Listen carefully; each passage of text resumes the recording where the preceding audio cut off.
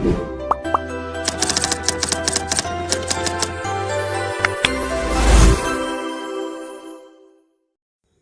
आई friend question 6 क्या कर रहा है, पढ़ते हैं। Check whether -150 is a term of AP. क्या ये -150 इस एपी का कोई टर्म है, ये आपको बताना है। मतलब ये कि क्या यहाँ पे आगे अगर हम और बढ़ते चले तो क्या कहीं पे -150 मिलेगा या नहीं मिलेगा, यही चेक करना है। ठीक है, तो चलिए यहाँ पे देखते हैं ये बनेगा कैसे। अगर सवाल को समझे तो यहाँ पे करना क्या है, यहाँ पे करना यही है कि आपको ये चेक करना है कि ये कौन से नंबर का टर्म है। ठीक है, दैट मीन्स n फाइंड करना है।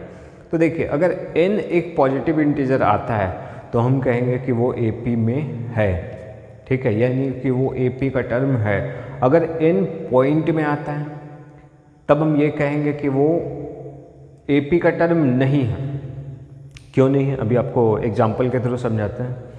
और फिर अगर माइनस में है तो भी हम ये कहेंगे कि वो AP का टर्म नहीं है। सपोज दैट अगर हम बोले n इज इक्वल टू 2.5, ये क्या नंबर ऑफ टर्म 2.5 हो सकता है क्या? हम बोलेंगे कि फर्स्ट टर्म है, सेकंड टर्म है, थर्ड टर्म है। हम ये तो नहीं बोल सकते हैं कि 2.5 टर्म है, यानी कि ये 2.5 मीन्स कि 2.5, तो या तो पहला टर्म होगा, दूसरा टर्म होगा, तीसरा टर्म होगा। ये 2.5 टर्म क्या है? अगर हम बोले यहाँ पे 3.5 तो पहला टर्म, दूसरा टर्म, तीसरा टर्म, चौथा टर्म, ये 3.5 टर्म क्या होता है? या तो तीसरा टर्म होगा या तो चौथा टर्म होगा। ये 3.5 टर्म 3.5 दैट मीन्स क्या? 3.5, तो 3.5 टर्म क्या है? ऐसा नहीं है, तो ये नहीं हो सकता है। दैट मीन्स n का वैल्यू कभी भी पॉइंट में नहीं होगा। ठीक है, दूसरा चीज़ नेगेटिव भी नहीं होगा, n कभी भी नेगेटिव नहीं होगा। हम क्या बोलेंगे कि पहला टर्म है, दूसरा टर्म है, माइनस पहला टर्म है, माइनस दूसरा टर्म है। ये क्या, ये ऐसा पॉसिबल ही नहीं है। माइनस क्या, negative number of term negative में कैसे हो सकते हैं? हो ही नहीं सकते हैं। या तो टर्म होगा या तो नहीं होगा। नेगेटिव, ये नेगेटिव वाला कोई यहाँ पे बात ही नहीं है। ठीक है, कुछ ऐसा। तो यहाँ पे हमने क्या देखा कि जो नंबर ऑफ टर्म क्या होंगे, या तो प्लस में होंगे या तो वो तो प्लस में होंगे और एक कंप्लीट नंबर होंगे। ठीक है, दैट मीन्स अगर बोले आसान लैंग्वेज में तो वो एक पॉजिटिव इंटीजर होंगे, यानी कि धनात्मक पूर्णांक होंगे। और धनात्मक पूर्णांक दैट मीन्स पॉजिटिव इंटीजर क्या होता है? +1, +2, +3 ऐसा करके, यानी 1 2 3 4 5 6 ऐसा करके चलता चलेगा। ठीक, अब देखिए यहाँ पे AP कौन है? यहाँ पे AP 11 8 5 2 ऐसा है, जिसमें अगर देखें तो A कौन है? 11 है। ठीक है, D हम फाइंड कर ले तो D का फॉर्मूला A2 - A1, यानी कि 8 - 11 तो क्या हो जाएगा? -3 हो जाएगा। अब हम मान लेते हैं कि यहाँ पे AN क्या है? -150 है, मीन्स कि nth टर्म क्या है? -150 है। अब अगर हम यहाँ पे देखें कि जब AN 150 है, -150 है, तो हम AN के प्लेस पे क्या रखेंगे? उसका वैल्यू पुट करेंगे।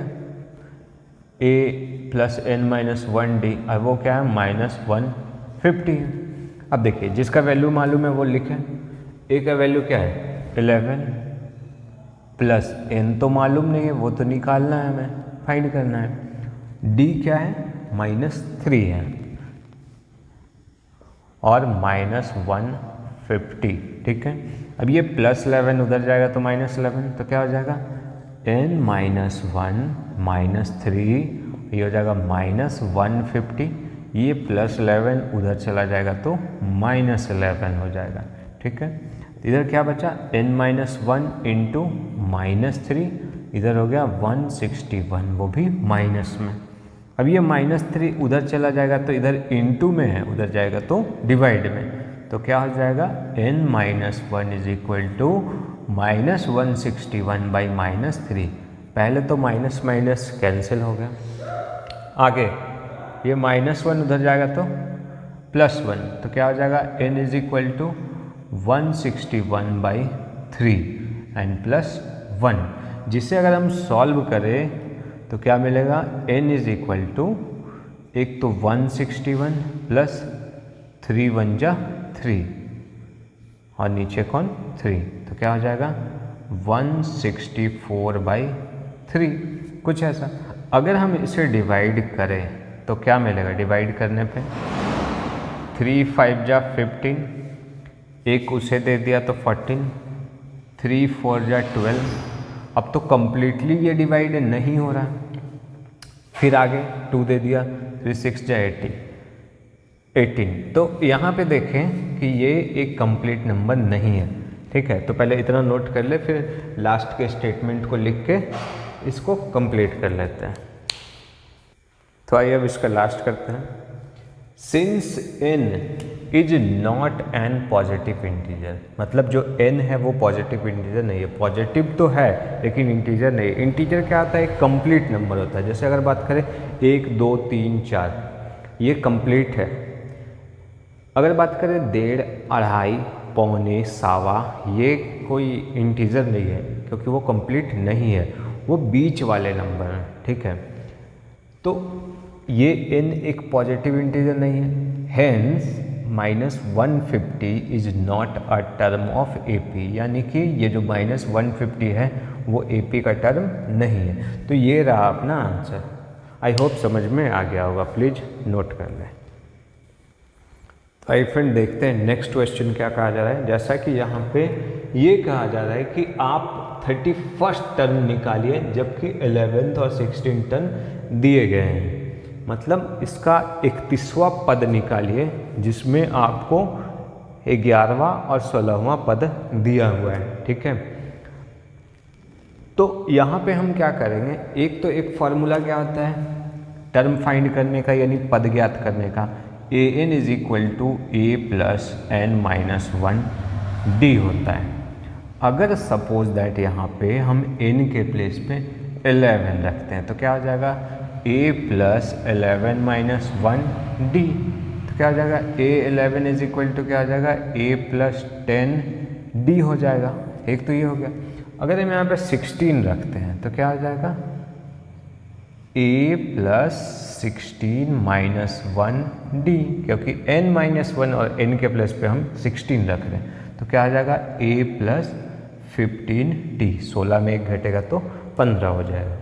तो यहाँ पे जो दिया गया है a11 इज इक्वल टू 38, तो हम इसे क्या लिख सकते हैं a plus 10d is equal to 38, जिसे हम इक्वेशन 1 ले लेंगे।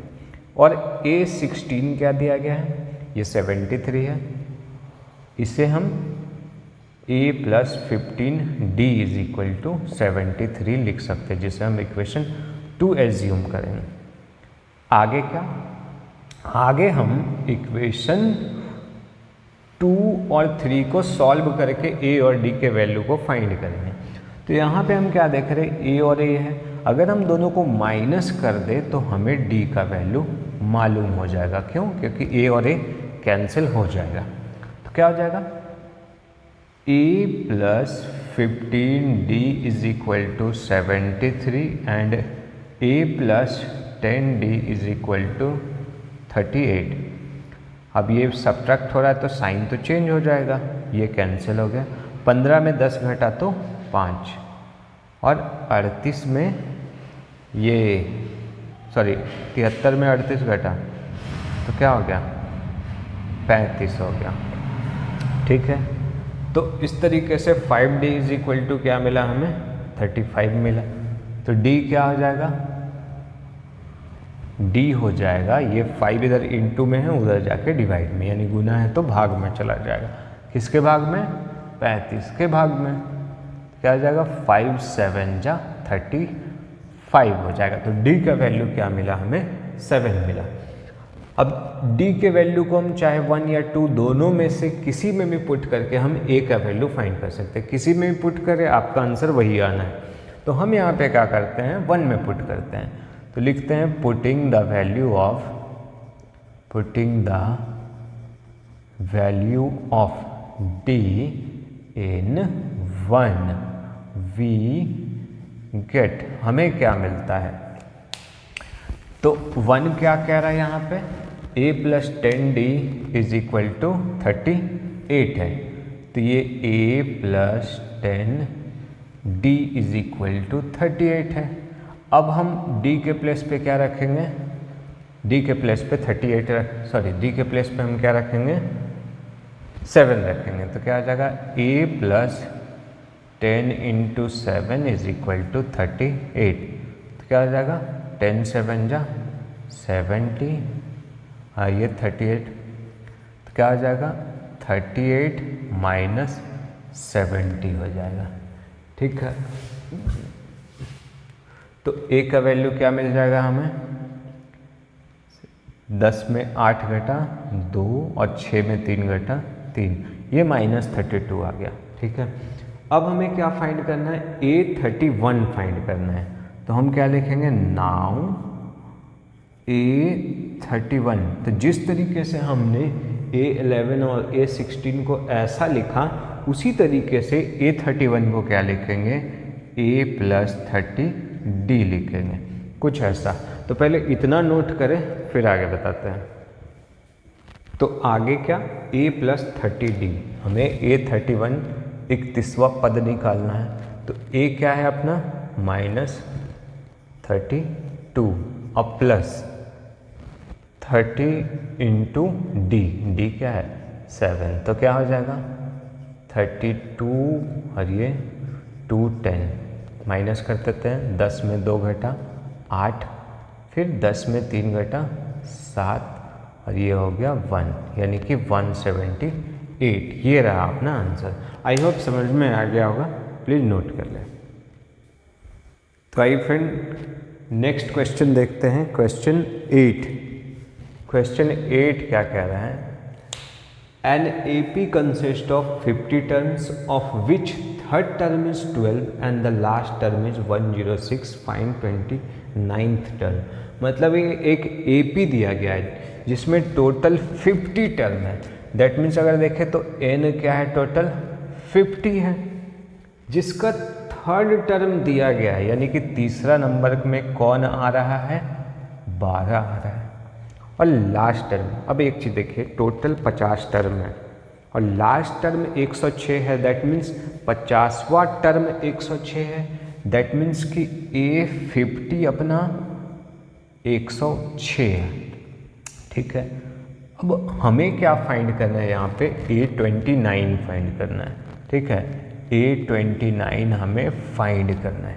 ठीक, अब देखिए जैसा कि पिछले क्वेश्चन में हमने जो टेक्निक यूज किया था, यहाँ पे भी वही A3 क्या हो जाएगा, A प्लस 2D हो जाएगा।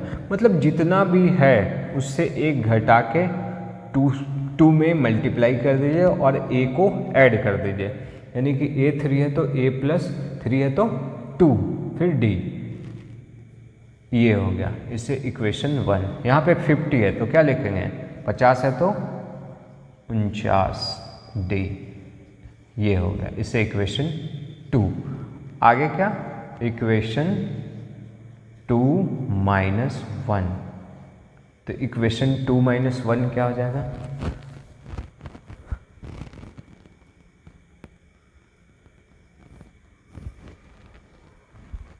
तो 2 क्या है, A plus 49D, A plus 49D is equal to 106। और ये क्या है, A plus 2D is equal to 12, minus minus minus, ये तो कैंसिल हो गया। ये कितना हो गया, 47। 49 में 2 घटेगा तो 47 हो जाएगा। इधर माइनस करेंगे तो 94 हो जाएगा। तो D इज इक्वल टू क्या हो जाएगा, 94/47 हो जाएगा। तो बचा क्या, 2 बचा। तो D का वैल्यू फाइंड हो गया, जिससे हम 1 में पुट करके A के वैल्यू को फाइंड करेंगे। तो क्या लिखेंगे, पुटिंग द वैल्यू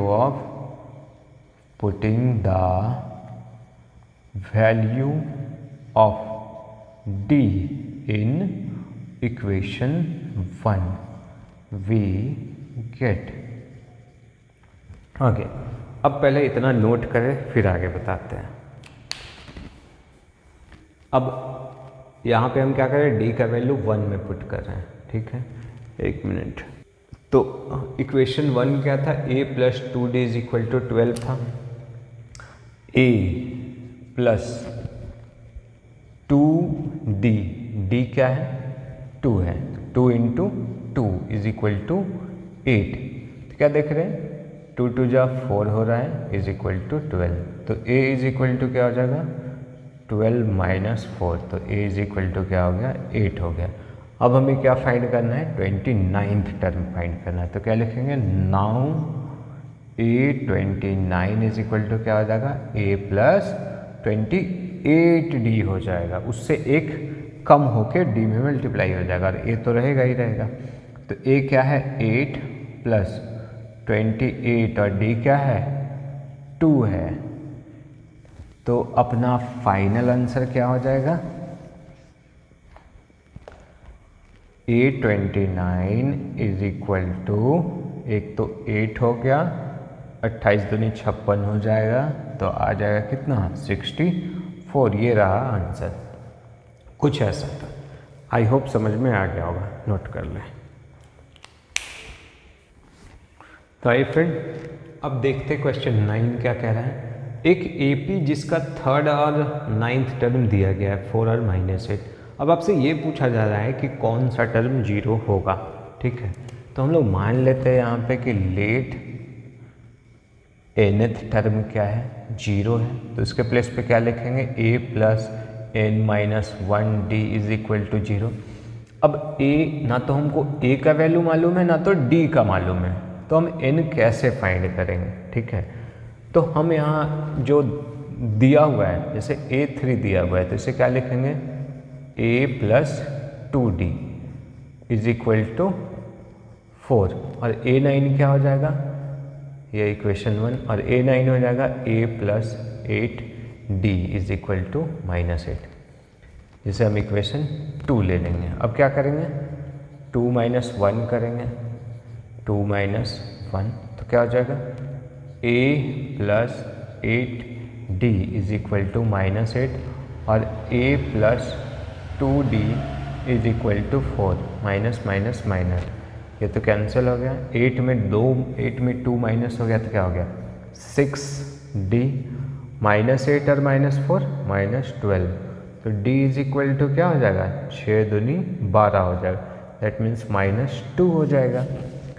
अब हम क्या करेंगे, इस वैल्यू को पुट करेंगे किस में, 1 में। तो मान लेते हैं हम यहाँ पे 1 में पुट करते हैं, आप लैंग्वेज थोड़ा लिख लें। तो 1 में पुट करेंगे तो क्या हो जाएगा, a प्लस 2d, d कौन, -2 इज इक्वल टू क्या है, 4 है। तो क्या हो जाएगा, थोड़ा कंजेस्टेड हो रहा है, प्लीज़ इसे ध्यान से देखें। क्या हो रहा है यहाँ पे, a प्लस माइनस माइनस 4, ये तो a इज इक्वल टू क्या आ जाएगा, 4 प्लस 4 हो जाएगा। तो a क्या मिला, 8 मिला। तो हमें d मिला -2 और a मिला क्या, 8, जिसे हम इसमें पुट करेंगे। तो a क्या है, 8 प्लस n तो हमें मालूम करना है, और d क्या है, -2 है और इज इक्वल टू 0। तो क्या हो जाएगा, n minus 1 into -2 is equal to, ये +8 उधर जाके -8 हो जाएगा। तो 0 माइनस 8 दैट मीन्स क्या, -8। तो इतना ना लिख के केवल क्या लिखते हैं, -8 लिखते हैं। तो क्या हो जाएगा, n minus 1 is equal to -8 by -2, ये इंटू में ब्रैकेट में है, दैट मीन्स इंटू में है, उधर जाके तो डिवाइड में हो जाएगा। ये माइनस माइनस कैंसिल, 2 4 जा 8 हो गया। तो यहाँ पे ये ब्रैकेट रखने का अब कोई मतलब नहीं है क्योंकि अकेला है वो। तो क्या हो जाएगा, ये -1 उधर जाके +1 हो जाएगा। तो क्या हो जाएगा, 4 + 1। तो क्या लिखेंगे यहाँ पे, क्या देखेंगे, n क्या मिला, 5 मिला। तो हम क्या लिखेंगे, hence a5 is 0, that means 5th term इसका क्या है, 0 है। तो कुछ ऐसा था इसका सॉल्यूशन। आई होप समझ में आ गया होगा, नोट कर लें। आइए फ्रेंड देखते हैं इसका 10th क्वेश्चन। क्वेश्चन 10 क्या कह रहा है? The 17th term of an AP exceed its 10th term by 7। मतलब ये कहा जा रहा है यहाँ पे कि एक AP जिसका 17वां पद उसके 10वें पद से 7 अधिक है, यानी कि 17 नंबर पे जो मिलेगा वो क्या होगा, 10वें वाले से 7 ज़्यादा होगा। ठीक है, कुछ ऐसा। तो अगर हम यहाँ पे देखें क्या दिया हुआ है, तो यहाँ पे दिया ये गया है कि A17 क्या है, A10 से 7 अधिक है, यानी कि A10 में हम 7 जोड़ें तब जाके वो A17 के इक्वल होगा, यानी कि 10वें पद में अगर हम 7 जोड़ें तब जाके वो 17वें पद के इक्वल होगा, कुछ ये कहा जा रहा है यहाँ पे। अब हम वही अपना टेक्निक, A17 है तो क्या लिख सकते हैं, A प्लस 16D और ये A प्लस 9D और प्लस 7। अब इसे इधर ले आते हैं तो क्या होगा, A प्लस, चाहे तो यहीं पे कैंसिल कर दें तो बचा क्या, 16D is equal to 9D plus 7।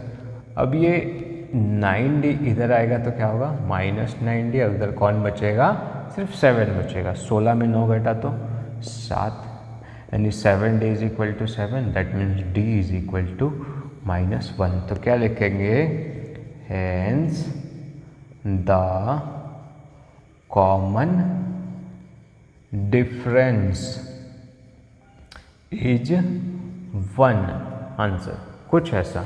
I hope समझ में आ गया होगा, नोट कर लिया। तो आई फ्रेंड देखते हैं क्वेश्चन 11 क्या कह रहा है। Which term of the AP will be 132 more than it's 54th term, यानी कि यही कहा जा रहा है कि इस दिए हुए AP का कौन सा टर्म इसके 54वें टर्म से 132 ज़्यादा है। यानी कि ये एक AP आपको दिया गया है, आप जैसा यहाँ पे देख पाए 3, 15, 27, 39, आगे और भी है। तो इस AP के लिए कौन सा टर्म इसके 54वें टर्म से 132 अधिक होगा, यानी कि 54 नंबर पे जितना मिल रहा है उसमें अगर हम 132 ऐड कर दें तो जितना मिलेगा वो कौन सा टर्म है, किस नंबर का टर्म है, ये आपको बताना है। तो अगर हम लोग मान ले, यहाँ पे मान लेते हैं कि लेट AN क्या है, उसके 54वें टर्म से 132 अधिक है। हम क्या माने कि जो उसका nth टर्म है, जिसमें n हमको फाइंड करना है, वो उसके 54वें टर्म से 132 अधिक है। अब जो हम लोग जानते हैं क्या, कि AN का फॉर्मूला A प्लस n-1D, और ये क्या होगा, A प्लस 53D और प्लस 132। पहले तो ये कैंसिल हो गया, ठीक। आगे यहाँ पे अगर हम देखें D क्या होगा, तो D निकाल लें, तो D क्या हो जाएगा, A2 minus A1, that means 15 minus 3, तो क्या हो गया, 12 हो गया। तो D का वैल्यू पुट करें यहाँ पे, तो क्या हो जाएगा, n-1, D का वैल्यू क्या, 12 is equal to 53 into 12 plus 132 हो जाएगा। अब यहाँ पे n-1 इंटू 12, अब इसको गुना करते हैं, तो 12 × 36, 12×5 60 और 3 63 और प्लस 132, 12 × 36, 12×5 60 और 3 63, ये कुछ ऐसा। आगे n-1 इंटू 12, दोनों को प्लस करते हैं तो 6 और 2 8, 3 और 3 6, 6 और 1 7, कुछ ऐसा हुआ। आगे अब ये 12 इंटू में उधर जाएगा तो डिवाइड में, तो क्या होगा, n-1 इज इक्वल टू 768/12 हो जाएगा। अब क्या हो जाएगा, 12 छक 72 और 12 चौके 48, तो n-1 मिला 64, that means n is equal to, ये -1 उधर जाके +1, यानी कि 64 + 1, तो n क्या हो गया, 64 5 हो गया, तो हमें हमारा आंसर मिल गया। तो यहाँ पे लास्ट स्टेटमेंट लिख देते हैं। क्या है लास्ट स्टेटमेंट?